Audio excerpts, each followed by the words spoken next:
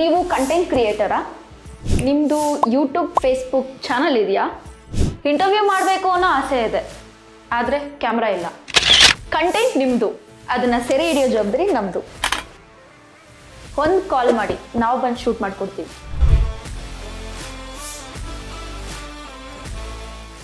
ನೀವು ಮಾತಾಡಿದ್ರಿ ಅಪ್ಪ ಆಯ್ತಾ, ನಾನು ಆಕ್ಟಿಂಗ್ ಬರೋದಕ್ಕೆ ಕಾರಣ ಏನಂದ್ರೆ ಅಪ್ಪಾಜಿ ನಾನು ಖರ್ಚಿಗೆ ದುಡ್ಡು ಇಸ್ಕೊಳ್ತೀನಿ. ಹೌದು ಹೌದು, ಸೀರಿಯಲ್ ಬಂದೆ ಅಂತ ಹೇಳಿದ್ರಿ. ಈಗ ಅದೇ ಸಿಚುವೇಶನ್ ನೆನ್ಸ್ಕೊಂಡ್ರೆ ಈಗ ಹೇಗಿದೆ?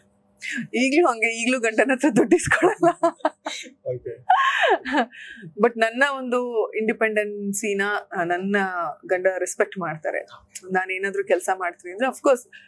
ಆಮೇಲೆ ಇನ್ನೊಂದ್ ಹೆಂಗ್ ಗೊತ್ತಾ, ನಾವ್ಗೆಲ್ಲ ಚೆನ್ನಾಗಿದೆ ಪರ್ಫೆಕ್ಟ್ ಆಗಿ ಏನ್ ಹಂಗೆ ನಾನು ಮಾಡ್ತೀನಿ ಅಂದ ತಕ್ಷಣ ಎಲ್ರು ಹೆಗಲ್ ಮೇಲೆ ಕೂರ್ಸ್ಕೊಂಡು ಹಾರ ಹಾಕ್ಬಿಟ್ಟು ಮಾಡು ಅಂತ ಯಾರು ಹೇಳಲ್ಲ. ಎಲ್ಲರ ಮನೇಲೂ ಏನಾದ್ರೂ ಚಿಕ್ಕ ಪುಟ್ಟ ಡಿಸ್ಕಷನ್ಸ್ ನಡೆಯುತ್ತೆ, ಆರ್ಗ್ಯುಮೆಂಟ್ಸ್ ನಡೆಯುತ್ತೆ, ಎಲ್ಲ ಆಗುತ್ತೆ. But at the end of the day ಅದು ನಿಮ್ಗೆ ಸಮಾಧಾನ ಆಗ್ಬೇಕು, ಇಲ್ಲ ನೀವೇ ಸಮಾಧಾನ ಮಾಡ್ಕೋಬೇಕು.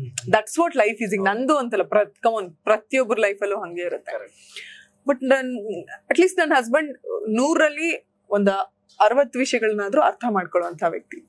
ನನ್ನ ಇಂಡಿಪೆಂಡೆನ್ಸ್ಗೆ ಅಥವಾ ನನ್ನ ಕೆಲ್ಸಕ್ಕೆ ಕತ್ರಿ ಹಾಕುವಂತ ಮನುಷ್ಯ ಅಲ್ಲ.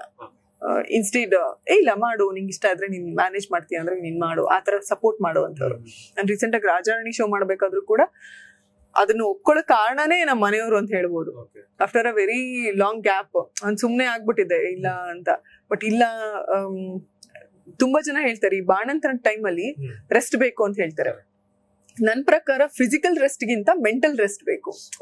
ಫಿಸಿಕಲ್ ಹ್ಯಾಪಿನೆಸ್ ಗಿಂತ ಮೆಂಟಲ್ ಹ್ಯಾಪಿನೆಸ್ ಬೇಕು. ಬಟ್ ಫಿಸಿಕಲಿ ನೀವು ಡ್ರೈನ್ ಔಟ್ ಆಗ್ಬಿಟ್ಟಿರ್ತೀರ, ಏನು ಮಾಡೋದಕ್ಕಾಗಲ್ಲ. ನಿಮ್ಗೆ ನಾರ್ಮಲ್ ಡೆಲಿವರಿ ಆಗಿದ್ರು ಅಷ್ಟೇ, ಸಿ ಸೆಕ್ಷನ್ ಆಗಿದ್ರು ಅಷ್ಟೇ, ನಿನ್ ಬಾಡಿ ಫುಲ್ ಛಿದ್ರ ಆಗಿ ಹೋಗಿರುತ್ತೆ. ಬಟ್ ಮೈಂಡ್ ಹಂಗೆ ಇರುತ್ತೆ. ಅಟ್ಲೀಸ್ಟ್ ನಿನ್ ಮೈಂಡ್ ನ ಖುಷಿಯಾಗಿ ಇಟ್ಕೊಂಡ್ರೆ ನಿನ್ ಬಾಡಿನೂ ಸಪೋರ್ಟ್ ಮಾಡುತ್ತೆ ಅಂತ. ಸೊ ಮೈಂಡ್ ಖುಷಿಯಾಗಿರ್ಬೇಕಂದ್ರೆ ಏನ್ ಮಾಡ್ಬೇಕು?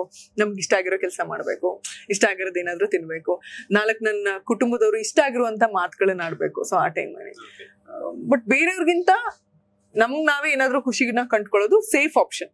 ಈಗ ನಮ್ಮ ಮನೆಯವರು ನಮ್ಮ ಅತ್ತೆ ಚೆನ್ನಾಗಿ ಮಾತಾಡ್ಬೇಕು, ನಮ್ಮ ಅಮ್ಮ ಚೆನ್ನಾಗಿ ಮಾತಾಡ್ಬೇಕು, ನನ್ ಗಂಡ ಚೆನ್ನಾಗಿ ಮಾತಾಡ್ಬೇಕು ಅನ್ಕೊಂಡ್ರೆ ಮೋಸ್ಟ್ ಆಫ್ ದ ಟೈಮ್ ಖಂಡಿತವಾಗ್ಲೂ ಆಗಲ್ಲ.